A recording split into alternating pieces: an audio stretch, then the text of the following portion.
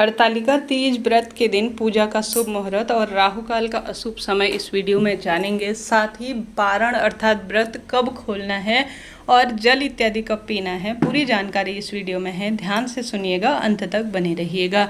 जैसे कि हरतालिका तीज बहुत शुभ व्रत माना जाता है। कुंवारी लड़की, सुहागिन महिलाएं सभी इस व्रत को करती हैं और मनचाहे वर की इससे प्राप्ति होती है। यह व्रत थोड़ा कठिन भी होता है क्योंकि कई महिलाएं इसमें पानी नहीं पीती है। हालांकि सभी की क्षमता सामर्थ्य अपनी अपनी है। सरलतम तरीके से कुंवारी लड़की कैसे करे, इसका वीडियो मैंने प्रसारित कर दिया है। पूजा विधि, उपाय, नियम की भी वीडियो आ चुकी है, कृपया जरूर से देखिएगा। देखिए, सही समय पर पूजा कर ली जाए, पंचांग में जैसा लिखा गया है उस आधार पर, तो शुभ फलों की प्राप्ति होती है। सबसे पहले प्रश्न आ रहे हैं कि दीदी अगर चतुर्थी जो है शाम के समय से लगने लग जा रही है और दोपहर तक ही जो है तृतीया तिथि है, तो क्या हम शाम को पूजा करें या नहीं? तो आपको बताते हुए चलूं, उदया तिथि के अनुसार हरतालिका तीज व्रत किया जाएगा 6 तारीख को। तो आप सभी को विशेष तौर पर प्रभु का नाम मंत्र स्मरण करते हुए 6 तारीख को ही, जैसे उदया तिथि व्यापिनी जो है विशेष तिथि है, तो आपको यह व्रत जो है इसी दिन करना है। और शाम को प्रदोष काल में भी आपको हरतालिका तीज व्रत है और पूर्ण रूप से यह मान्य है इस भावना से, क्योंकि उदया तिथि ही हमारे शास्त्रों में मान्य है। उस आधार पर आपको शाम की पूजा 6 तारीख को ही करनी है। मन में शंका जो है किसी भी स्वरूप में न लाएं, ठीक है? यह बात हो गई।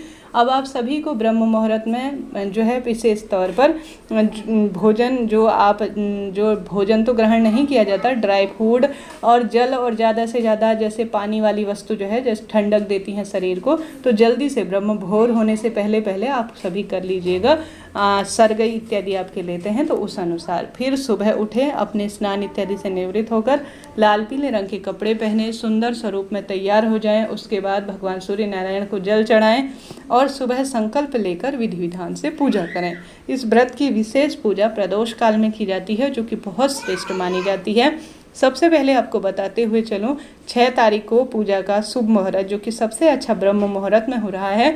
अब इस शुभ मुहूर्त में कोई भी कार्य शुरू कर लेना चाहिए, भले ही इसे लेट तक करते रहें, कोई दिक्कत की बात नहीं है। तो 6 तारीख को सुबह ब्रह्म मुहूर्त में पूजा का समय 6:01 से 8:32 में हो रहा है। यह पंचांग से निकाली जानकारी है। आप अपने आसपास पंडित जी से इसे साझा कर सकते हैं, पूर्ण रूप से सत्य पाएंगे। थोड़ा बहुत टाइम का जो है अंतर हो सकता है, ज़्यादा नहीं, कुछ 1 मिनट का, बस इससे ज़्यादा नहीं होता। परंतु पंचांग में जो लिखी जानकारी है उस आधार पर यही समय निकल कर आ रहा है। साथ ही प्रदोष काल का पूजा का समय शाम को 5:50 से 7:22 तक होगा, ठीक है जी। प्रदोष काल का समय, आप इस समय पूजा शुरू करते हुए रात 9, 10, 11 जब भी आपके 4 पहर रात्रि जागरण इत्यादि का विधान है तो आप करते रहिएगा। तो कुल मिलाकर यह जो समय होता है यह विशेष समय माना जाता है, जिसे निकाल कर लिख कर आपको बताया जा रहा है। साथ ही थोड़ा बहुत जो है, जैसा मैंने शुरू में बताया, आप ऊपर कर सकते हैं, जैसे शुरुआत इस समय कर लीजिए और लेट तक करते रहिए। कुल मिलाकर शुभ मुहूर्त का यही कहा जाता है कि शुभ मुहूर्त में कोई भी कार्य आपको शुरू कर लेना चाहिए, ठीक है जी। यह बात हो गई। अब आपको किन चीज़ों का ध्यान रखना है, राहु काल का समय अभी मैं बता रही हूँ, सुनिएगा।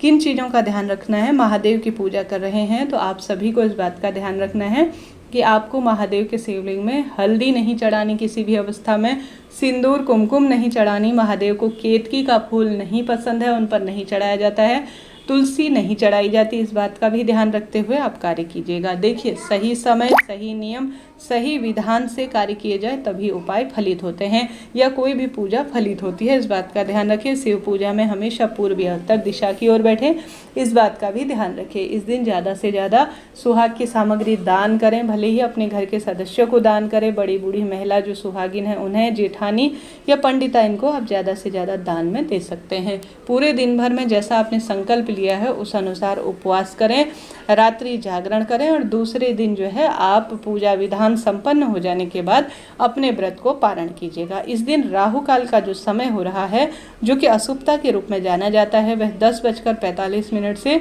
12:19 तक हो रहा है। तो राहु काल के अभी जो है अशुभ समय में स्वयं को कोई नया कार्य करने से रोकिएगा, ठीक है जी। यह बात हो गई, तो इस चीज़ को आप नोट डाउन करते हुए चलिएगा। अब 6 तारीख को व्रत करेंगे तो 7 तारीख शनिवार सुबह अपने व्रत को खोलिएगा। तो सुबह व्रत खोलने का मुहूर्त जो रहेगा, समय जो रहेगा यह शुभ समय है 6:14 से 7:15 तक हो रहा है। तो यह समय नोट डाउन करते हुए चलिएगा। इस दिन एक समय का भोजन ब्राह्मण देवता के लिए निकालिएगा, दान में दीजिएगा। सुहाग की चीज़ें ज़्यादा से ज़्यादा दान में दें। साथ ही इस दिन आप पार्थिव शिवलिंग पूजा जरूर से कीजिएगा, यह मनोकामना में सहायक माना जाता है। व्रत उपवास नहीं भी करते हैं तो भी इस चीज़ का आप ध्यान रखिएगा, आपको यह कार्य करना है। व्रत में सोना, दिन में नाखून काटना, बाल काटना, झूठ, छल, कपट, कलह, कलेश इत्यादि से बचना चाहिए। इस तरह से जानकारी थी। व्रत में नीले, काले कपड़े, सफ़ेद कपड़े, ग्रे कपड़े न पहने, सुंदर 16 श्रृंगार करें, माँ पार्वती का पूजन करें। हर हर शंभो नमामि शंभो।